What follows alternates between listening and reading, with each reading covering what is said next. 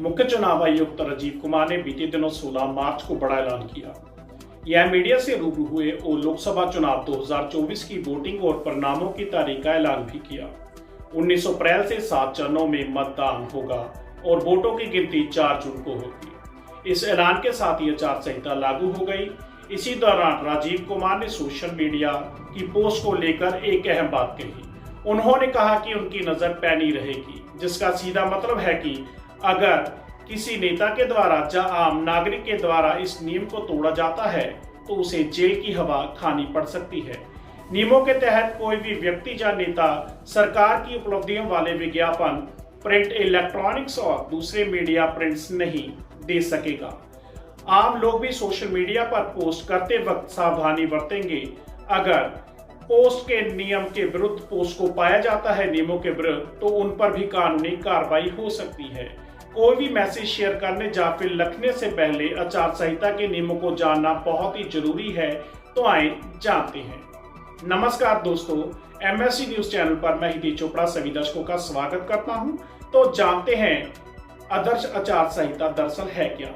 आचार संहिता राजनीतिक पार्टियों और उम्मीदवारों के लिए निर्धारित किए गए मानदंडों का एक समूह है। चुनाव आयोग की वेबसाइट पर उपलब्ध जानकारी के मुताबिक राजनीतिक पार्टियों की सहमति से आदर्श आचार संहिता के मानकों को तैयार किया गया है।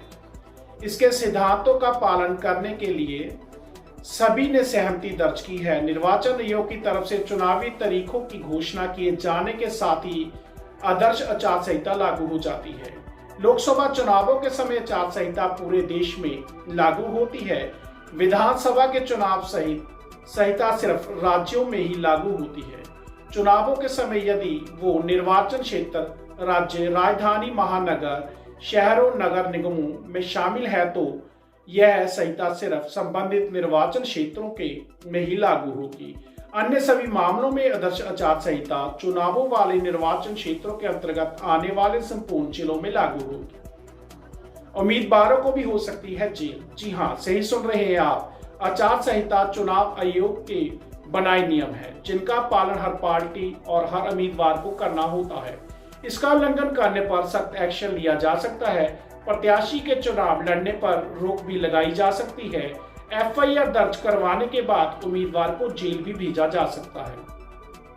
निर्वाचन आयोग की भूमिका क्या है, तो आइए जानते हैं। भारत के संविधान के अनुच्छेद 324 के अधीन भारत निर्वाचन आयोग केंद्र और राज्यों में सत्ताधारी पार्टियों और चुनाव लड़ने वाले उम्मीदवारों के लिए आचार संहिता का अनुपालन सुनिश्चित करता है। यह सुनिश्चित किया जाता है कि आधिकारिक तंत्र का दुरुपयोग न हो।